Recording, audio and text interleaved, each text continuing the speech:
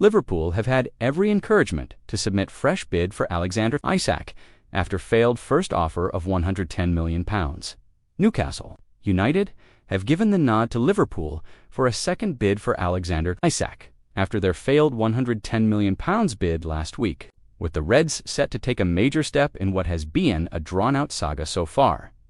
After the Anfield club had their bid rebuffed, Fabrizio Romano reported that they made the bid knowing it would be turned down with the intention to signal to Isak that they were capable and ready to sign him until now. Newcastle have been scouring the market to find a replacement as they were unwilling to sell the forward before sourcing the striker to take his place, but their inability to agree deals for Joao Pedro, Hugo Ekitike, and now Benjamin Sesko has forced Liverpool to wait. However, with few appropriate replacements left, Newcastle's stance seems to have shifted with reports that Liverpool have been encouraged to submit a second offer. Liverpool have had every encouragement to submit second bid for Alexander Isak after failed £110 million initial bid, according to the Chronicle's Newcastle United correspondent Lee Ryder. Liverpool have received the nod from the Toon to proceed with a second bid for Isak with the inference that it will be considered, whereas the first was not. He added, "The money is all well and good, but NUFC have struggled to get deals done. Huge couple of weeks ahead." Newcastle rejected Liverpool's first bid of £110 million out of hand, but with them now encouraging them to submit another one, it looks as though a breakthrough in this drawn-out saga will soon be forthcoming. Isak returned to training today, but with the Newcastle squad having a family day at the grounds. He is training alone amid the speculation in the Chronicle. Ryder writes, "His omission arguably sparks bigger concerns that his future on Tyneside is looking ominous again." The club confirmed today that Howe will hold a barbecue for player, families and staff, but a claim from Sky Sports suggested that Isak will head to the training ground after the social event. Isak scored 23 Premier League goals last season, and the thought of him combining with top scorer and top assister Mohamed Salah is frightening indeed. With Florian Wirtz and Hugo Ekitike already bedded in with the squad, Arne Slot Will has positioned himself as the strong favorite to lead his club to the title next season. The next 2 weeks are hugely exciting, with the Community Shield final and the opening day of the Premier League season headlining the next 2 weekends. Why? Alexander Isak will be desperate to join Liverpool as transfer saga continues.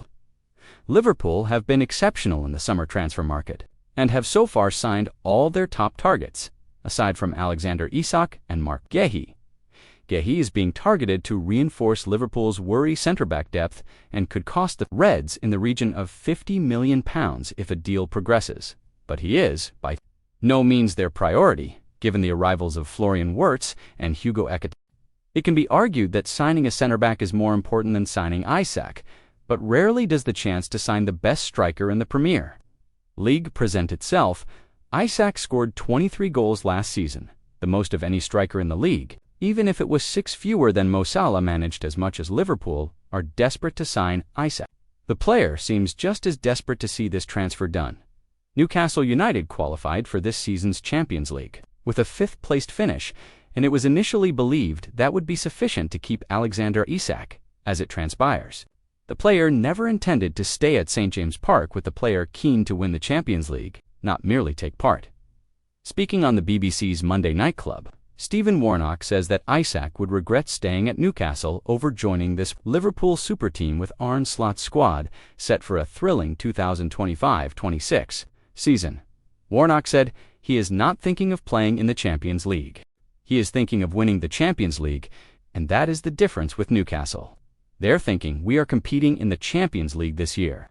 We've got Champions League football at St James Park, whereas Liverpool are thinking of the end date. They're thinking, who are we going to play in that final, because we have just assembled a squad that is more than capable of winning this trophy. At some point, you might have to force that issue, and it doesn't look good, but you're almost forced into a position to do that. And if you don't, there can be regrets at the end of your career. Arne Slot must not rush 17-year-old Super Rio Ngumoha after mesmerizing Anfield display. Lamine Yamal has wowed the football world over the last 2 years as he defied the odds to emerge as not just one of the best young talents, but one of the best in his position. Last season, The then 17-year-old made an arguable case to be considered among the very best players in the world, with 9 goals and 15 assists for Barcelona. Maturity in the men's game has once again made the case. For the old adage, if you're good enough, you're old enough. We've seen this in the past with Michael Owen, Lionel Messi, and Wayne Rooney, but there is still the need for the likes of Liverpool to be very careful with their young prodigies. Latest super talent to emerge at Liverpool is Rio Ekitike. Signed from Chelsea last year, and following his incredible display against Athletic Club on Monday, there have been calls for Arne Slot and his coaching staff to take their time in promoting the 17-year-old to the senior team. Within 90 seconds of the start of play, Moha scored an excellent solo goal, scoring from outside the box following a 50-yard run with the ball. He then grabbed an assist. 3.5 minutes later, it's crystal clear that Liverpool have one of the best young Premier League talents at their disposal, but they must be careful not to rush him into becoming a full professional.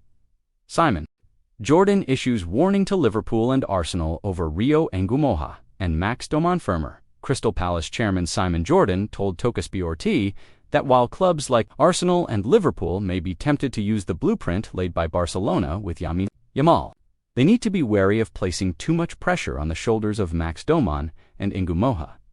Of course, we have the constant example of Lamine Yamal as the blueprint, as if you're good enough, you're old enough, Jordan said. But I would imagine the Max Daumans of the world and this kid at Liverpool will find their way and they'll perhaps get game time.